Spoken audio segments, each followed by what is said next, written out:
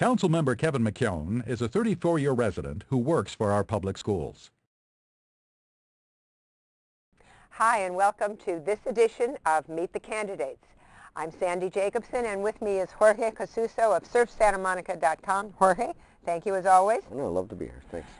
And today we are talking to the candidates, and you are going to get a great opportunity to listen as they respond to questions that we have gathered from the community.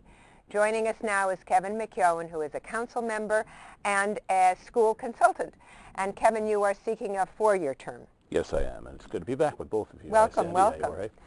It's your Jorge, you lead us off. Yeah, I want to talk about probably the single most important issue in Santa Monica, or one of the top issues in Santa Monica, which is traffic and development. And 2 years ago, there was an effort on the ballot to try to cap most commercial development in the city. Some people think there's way too much, and that's increasing the traffic. Where do you stand? Do you support something like placing a cap, or do you think things could be managed other ways? Well, I was a supporter of Prop T 2 years ago, and it did get 45% yes vote, despite, I think, a very well-funded campaign against it. So I think that showed a significant interest in residents in diminishing the impacts, at least, of commercial development. Commercial development creates about 3 times as much traffic as housing. So in the most recent iteration of this, it's our land use and circulation element, and I was the only council member who voted against all the additional last-minute height, and I also voted for more housing as opposed to more commercial development. Traffic is strangling Santa Monica. We just have to learn that we're building ourselves into gridlock. We have to tell developers they can't get away with telling us one more car won't hurt. We're past that point.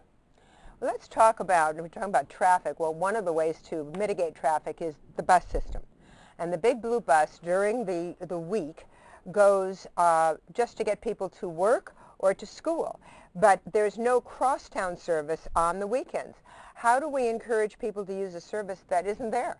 I hear this from my wife all the time because Janice has never owned a car and she depends on the bus. We need to reconfigure the Big Blue Bus to be of more service within the city. As we have light rail in the future to connect us with the region, the connection from the light rail station to home becomes that important last mile. Just last week, as a matter of fact, I suggested to the City Council that we give free bus passes to all residents of Santa Monica. We're planning to do some transit-oriented development near the new light rail stations. Let's take some of the income from that and give Santa Monica residents a free bus pass. Let's get Santa Monicans on the Big Blue Bus. It's a wonderful way to travel, and not enough people use it. So every resident would get it with your plan? And we would be funding more buses that would serve on the weekends and on the crosstown routes, too. Hmm. And both of those things we talked about are part of Santa Monica's sustainable efforts. But at the same time, the council, for example, shot down a Target store in downtown Santa Monica. The new Santa Monica place is beautiful by all accounts, but it doesn't have a lot of shopping venues for people that are not, pretty much wealthy. How green is it to have almost no shopping options for local residents so that they have to drive all the way to Manhattan Beach or Culver City to go to a Target or an affordable store for them?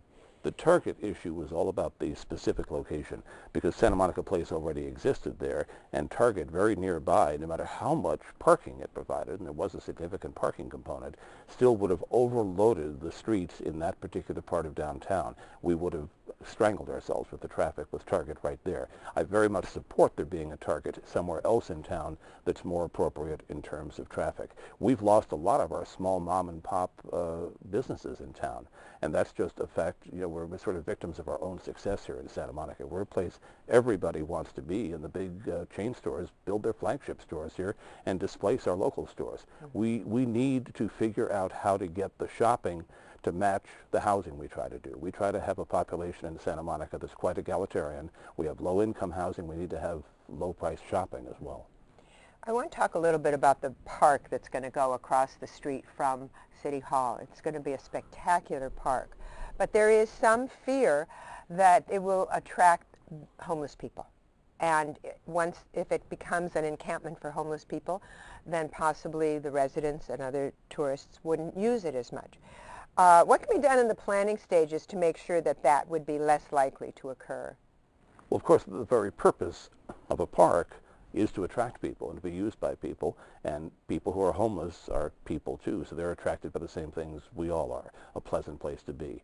As we've been working on designing the park with the James Corner Field Operation, an excellent firm, we have kept in mind that the security of the park is important. So we want that park to be activated around the clock, to be the reason for people to be walking through the park day and night, so there are eyes on the park at all times. We also want to avoid there being hidden nooks and crannies where things could happen out of public view.